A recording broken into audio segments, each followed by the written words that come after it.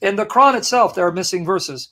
There's one that you'll find, even now, depending on which Quran you read, where in the qira'at, and the readings of the companions of Muhammad, their copies, they had a word in 33 verse 6 that says, and Muhammad is the father of you men, which is not found in the Uthmanic Quran. Here, let me show it to you. The Prophet has a higher claim on the believers than they have on their own selves, seeing that he's a father to them, and his wives are their mothers. Open up your Quran, this phrase, seeing that he's a father to them, is not there.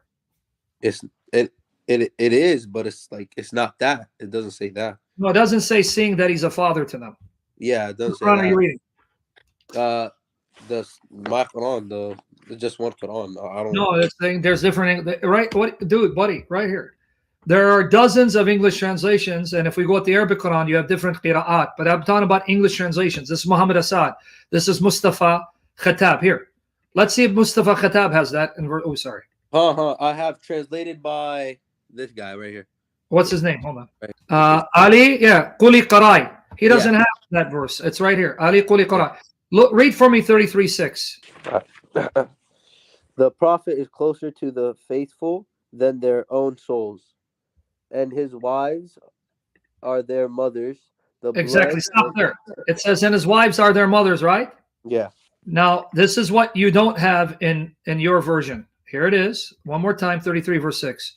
The Prophet has a higher claim on the believers than they have on their own selves, seeing that he is a father to them and his wives are their mothers. You don't have this part.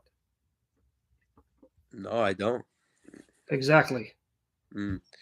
Is the Arabic translated differently too? Yeah, because there were different Arabic Qurans that had this, but when Uthman burned the Qurans, he left this out. And I'm going to show you who admits this, not me. This is Muhammad Asad's note. Okay, this is his note. The companions invariably regarded the Prophet as a spiritual father. The Prophet is spiritual father of his community. Some of them, Ibn Masud, that's Muhammad's companion, Abdullah ibn Masud, quoted by Zamakhshari, or Ubay bin Ka'b, that's Muhammad's other companion, and these are the two of the four men that Muhammad said learned the Quran from. Ibn Abbas and Muawiyah, as quoted by Ibn Kathir, hardly ever recited the above verse without adding by way of explanation, seeing that he's a father to them. So they're saying these companions of Muhammad who learned the Quran from Muhammad, this was part of their reading. And many of the tabi'in, meaning their followers, including Mujahid, Qatada, Aqriman, Al-Hassan, Tabari, and Ibn Kathir did the same. That's why he included it. That's why he says, hence my interpolation between brackets of this phrase. However, see also verse 40 of this surah corresponding. Now, Abdullah Yusuf Ali, in his Quran, and he has a note, page 1104, footnote 3674. In spiritual relationship, the Prophet is entitled to more respect and consideration than blood relations. The believers should follow him rather than their fathers or mothers or brothers where there's conflict of duties. Now watch. He's even nearer, closer to our real interest than ourselves. In some qira'ats, or you can say qira'ats, meaning some Arabic copies, like that of Ubay bin Ka'b, Muhammad's companion, occur also the words, and he's a father to them, which implies spiritual relationship, and connect with the words, and his wives are their mothers. That's missing. You don't have that. And again, this is from Qadi Iyad Musa al-Yahsubi, Muhammad Messenger of Allah, Al-Shifa of Qadi Iyad, pages 29 to 30. And it says, an unusual reading of the Quran includes, he is a father to him, but it is no longer recited, since it has variance with the version of Uthman. When Uthman burned the Qurans and standardized his Quran, they wouldn't recite this anymore, even though it was in the Qurans of the other companions of Muhammad. So why is it gone? I didn't even know there was called. I know they translated it different in English. No, this is the Arabic. It didn't say. It says the qira'ah. Yeah. But now another thing, you know there are Muslim translations that omit verses 128, 129 of the Quran?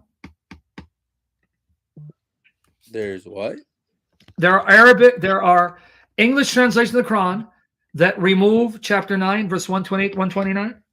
Verse 28, 29. If you go to Surah Al-Tawbah, the last two ayat, 128, 129, there are Muslims that are Quraniyun They reject hadith, but they say the evidence shows those verses were added. They should be removed. Let me show it to you. Okay. It ends with verse 129, not this Quran. This Quran ends with 127, and he explains why. 129, right?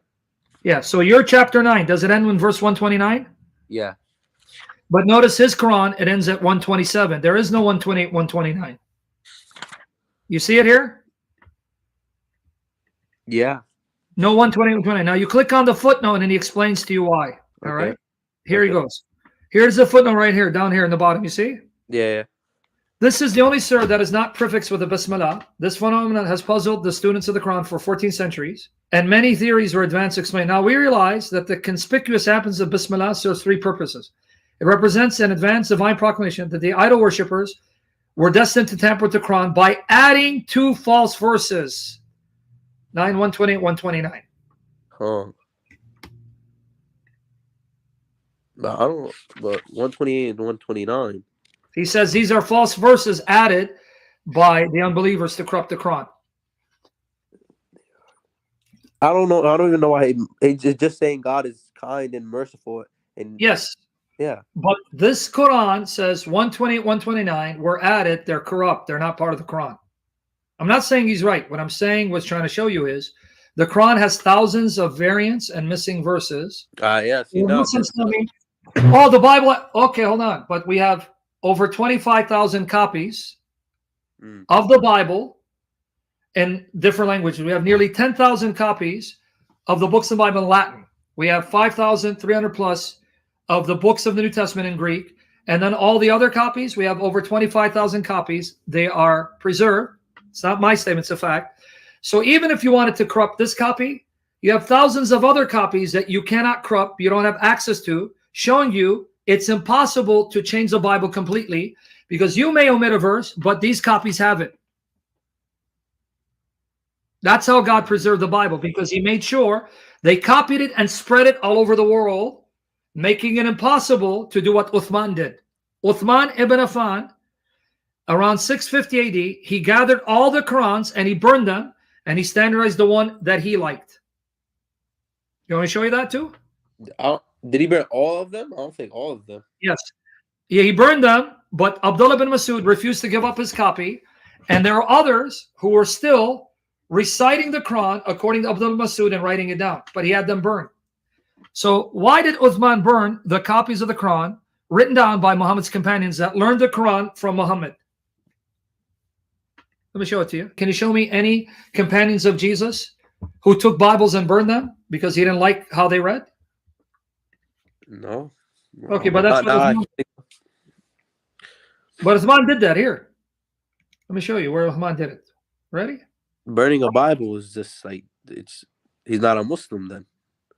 Yeah, but he did it here. I'm not lying. Here, I'm going to give it to you. I just want to get Sahih Bukhari. I don't want to give you Jami Tirmidhi. He did it. I'm not lying here. Those are the people that we call kafrat. You can't, because Uthman is the Khalif. He's the third Khalif. He married two of Muhammad's daughters. He's one of the 10 that Muhammad promised paradise to. How are you going to call him a kafir? Oh, yeah. Yeah, how are you going to call him a kafir? Here's the link. I'm going to give it to you. He burnt the books of the... Yeah, right here. I'm not, right here. I just gave it to you. You see the link, sunnah.com. Yeah. Narrated Anas bin Malik. Hudhaifa bin al-Yaman came to Uthman at the time when the people of Shem, that would be Syria, Jordan, Lebanon, and the people of Iraq were waging war to conquer Armenia and Azerbaijan. Hudhaifa was afraid. Why? Why is he afraid? Of the people of Shem and Iraq, differences in the recitation of the Quran. He got afraid because when the Muslims of Iraq were reciting the Quran, they were reciting it differently from the people of Shem. And they almost came to blows and killed each other. So look what he says. Hudhaifa was afraid of their differences in the recitation of the Quran. So he said to Uthman, O chief of the believers, save this nation before they differ about the book as Jews and the Christians did before. So Uthman sent a message to Hafsa saying, Hafsa is Umar's daughter who was married to Muhammad. Send us the manuscripts of the Quran so that we may compile the Quranic materials in perfect copies and return the manuscripts to you. Hafsa sent it to Uthman. Uthman then ordered Zayd bin Thabit, Abdullah bin Zubayr, Sayyid ibn Alas and Abdurrahman bin Harith bin Hisham to rewrite the manuscripts in perfect copy. Uthman said to the 3 Qurayshi men, in case you disagree with Zayd bin Thabit on any point in the Quran, then write it in the dialect of Quraysh. The Quran was written in their tongue. Now watch.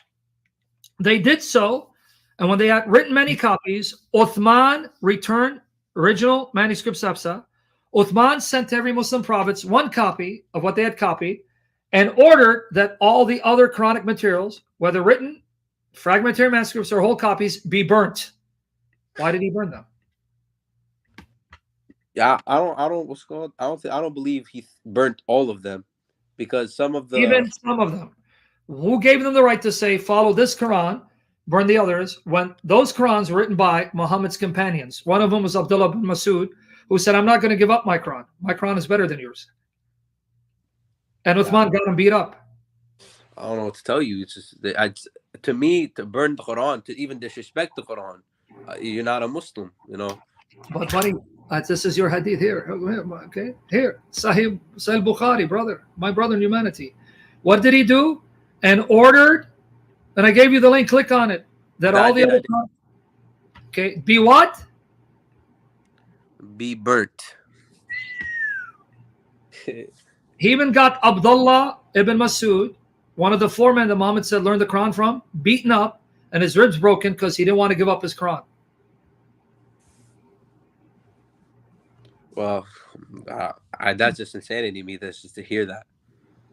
So I gave you the evidence. I'm not lying. So why don't you go back, rewatch the video, learn, and when you come back, contact me on Skype. We can continue having conversation because I don't want to give you too much here. This is perfect. This is you're making me learn. I never knew this stuff. Good, because the chefs are not going to teach you this. But if you go to my private chat, you see where it says Benny_Malik3. Where? Oh yeah. In the private chat. Okay, that's my Skype. You contact me Skype. Tell me it's you, and if you want to go live and discuss more, I'll bring you on because I don't want to give you too much. Bro, inshallah, we keep on talking. Yes, come. Like these conversations, we can keep it. When people come and attack and mock, I don't want that. So me too. You know, I don't like to disrespect religion and like talk about it. That's why I trust. If you have a sincere heart and you look sincere, I don't know your heart. Remember my words. Someone with a sincere heart that has a beautiful heart, you're going to end up following Jesus Christ, not as a prophet, but as your Lord and Savior. You watch. Just be patient. Inshallah. Inshallah, I'll talk to you, brother. Inshallah. God, take care. Allah, take care. Good young man. Good young man, huh?